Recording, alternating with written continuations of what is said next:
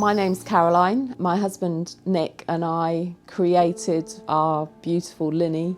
It was a ruin. By the time we came to start the project, it was pretty much 3 walls, very decayed, very tumbled down. We had a contractor in with a digger to clear a tree, and my husband Nick said, just clear out the rubble in the Linhay and we'll have a look at it, and if there's any cracks or shakes, we'll push it over because it's unsafe. And in fact, when he went in, there were no cracks or shakes, and not only that, it was almost completely square, which, bearing in mind it's built from random rubble, was incredible. So that was the thing that got us started thinking, actually we could do something with this, but at the time we weren't quite sure what. Then it became more obvious. My husband was facing redundancy, so we realised that really we've got to do something that was a bit more sustainable financially, that if we were going to spend money on it, it's going to have to give something back. And that was the stage at which we started to draw up plans for something a bit more than just a camping barn, and that's when we went for full planning.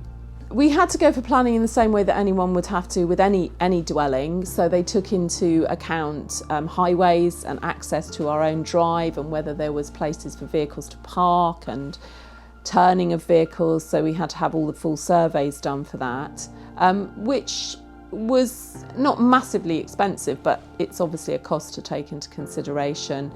But in general, the planning officer was extremely sympathetic to our project. It's a very rural setting, it's low impact, it's improving a building that would otherwise have been lost in the landscape. Tourism is very important to North Devon, so that was another tick box for us.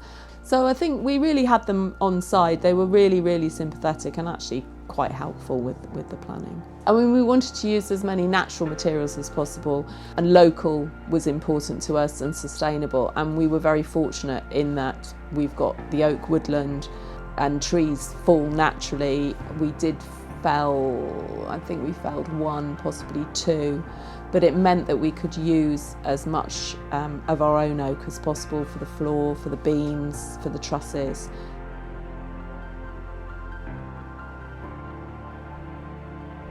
All the stone that's been used has come from the Linhay or has been hacked out of the rock face by our builder, so that we could then reinstate the gable ends which had gone away, and also reusing the lime mortar to create the finish, so that it's as it should be really.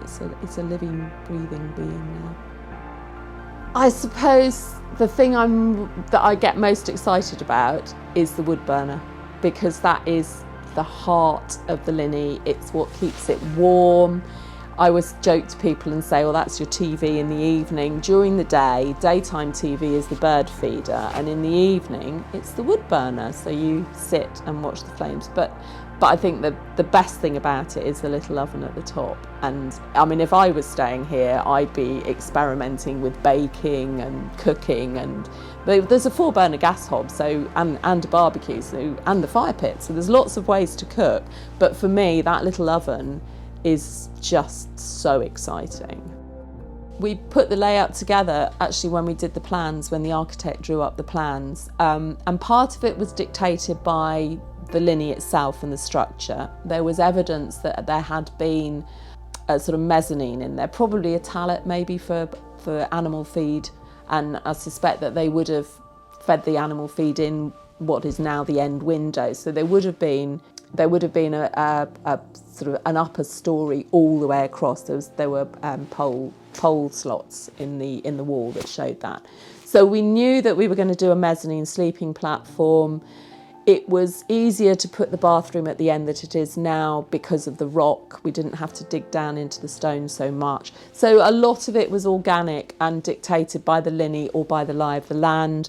It was logical, once we'd done a mezzanine, to then put the dining area and the kitchen under the mezzanine, and it was nice to have the sitting area under the full height, and also the sitting area then benefits from the natural light from the velux.